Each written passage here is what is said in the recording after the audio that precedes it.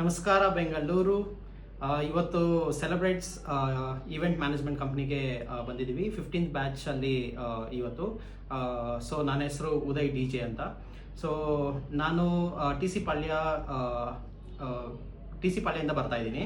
So ನನಗೆ celebrates ಬಂದು Instagram ಮತ್ತು ಯೂಟ್ಯೂಬಲ್ಲಿ ನನಗೆ ಗೊತ್ತಾಯಿತು. ಸೊ ಇನಿಷಿಯಲಿ ನಾನು ಹುಡುಕ್ತಾ ಇದ್ದೆ. ನನಗೆ ಈವೆಂಟ್ ಮ್ಯಾನೇಜ್ಮೆಂಟ್ ಬಗ್ಗೆ ಬೇಸಿಕ್ ನಾಲೆಜ್ ಮಾತ್ರ ನನಗೆ ಗೊತ್ತಿತ್ತು.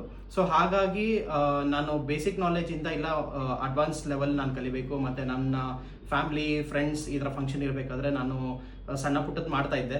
ಬಟ್ ನನಗೆ ಅದ್ರ ಬಗ್ಗೆ ಏನು ಅಷ್ಟು ನಾಲೆಜ್ ಇರಲಿಲ್ಲ.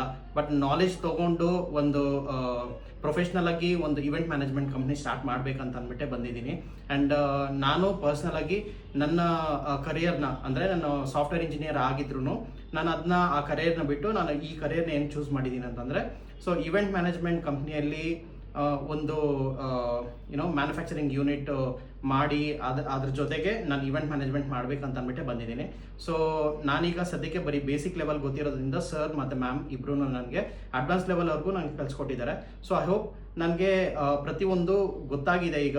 ಲೈಕ್ ಹೇಗೆ ನಾನು ಇದು ಮಾಡಬೇಕು, ಕಸ್ಟಮರ್ಸ್ ಹತ್ರ ನಾನು ಹೇಗೆ ಮಾತಾಡಬೇಕು, ಇನಿಷಿಯಲಿ ನಾನು ಯಾವ ಈವೆಂಟ್ಗೆ ಹೋದರೆ ನನಗೆ ಎಷ್ಟು ಬಜೆಟ್ ಆಗುತ್ತೆ, ಪ್ರತಿಯೊಂದು ನನಗಿವಾಗ ಕಂಪ್ಲೀಟಾಗಿ ಗೊತ್ತಾಗಿದೆ.